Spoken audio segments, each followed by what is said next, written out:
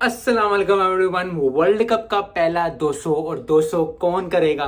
वो टीम वही करेगी जो चैंपियन है, टेस्ट की जो चैंपियन है, ओडीआई की जो चैंपियन बनने जा रही है, या जिसकी बहुत तवक्को है कि वो बन जाएगी, वो है टीम ऑस्ट्रेलिया।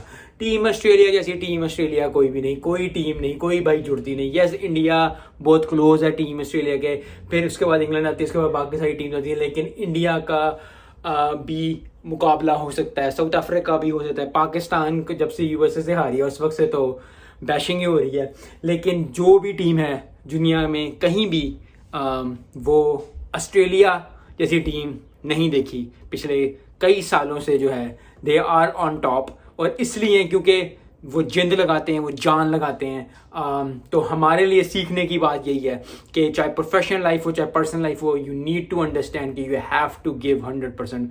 अगर आप 100% कम दे रहे हैं सो बहुत मुश्किल है। मेरे लिए, अपने लिए बहुत बड़ी सीख है कि अगर कोई भी काम मैं कर रहा हूँ, कोई भी काम आप कर रहे हैं, 100% देना पड़ेगा। यस, आगे जाके शायद इंग्लैंड जीत जाए, आगे जाके शायद वो ना परफॉर्म कर पाए इतना अच्छा, लेकिन अभी पहला 200 जो था, यस पहला साउथ अफ्रीका यूएसए और कनाडा का जो मैच हुआ था वो बहुत 200 के करीब आ गया था, लेकिन पहली टीम जिसने 200 किया वर्ल्ड कप 2024 के अंदर, उसका नाम है ऑस्ट्रेलिया। और Australia has been so wonderful. ये छोड़ दें कि किसने कितना स्कोर किया, किसने कितना नहीं किया, जो इंटेंशन है, जो जो जो दिल में खौफ डालना है, जो मेहनत करना है और जो कि जिन जान लगानी है, वो नजर आती है। और यही टीम पाकिस्तान से रिक्वायर है, यही टीम इंडिया से रिक्वायर है, यही टीम साउथ अफ्रीका, कोई भी टीम हो, यूएसए, कनाडा, कोई भी टीम हो, उन सबसे यही रिक्वायर्ड है कि please you have to watch team Australia. और जो लोग देख रहे हैं उनके लिए भी कि आप जरूर दिल में रखें, चाहे प्रोफेशनल लाइफ हो चाहे पर्सनल लाइफ में हो, you have to see the best, you have to mimic them कि वो क्या करते हैं। और वो यही करते हैं कि वो हर रोज अपना बेस्ट देने की कोशिश करते हैं।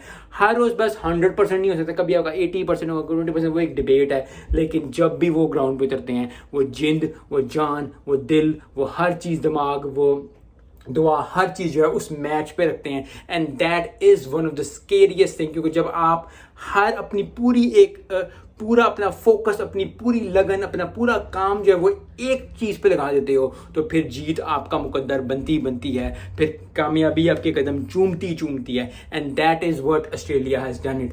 पहली इनिंग्स खत्म हुई है, 200 स्कोर, बहुत ज़्यादा स्कोर है। इंग्लैंड को बहुत अच्छा खेल के पेश करना पड़ेगा।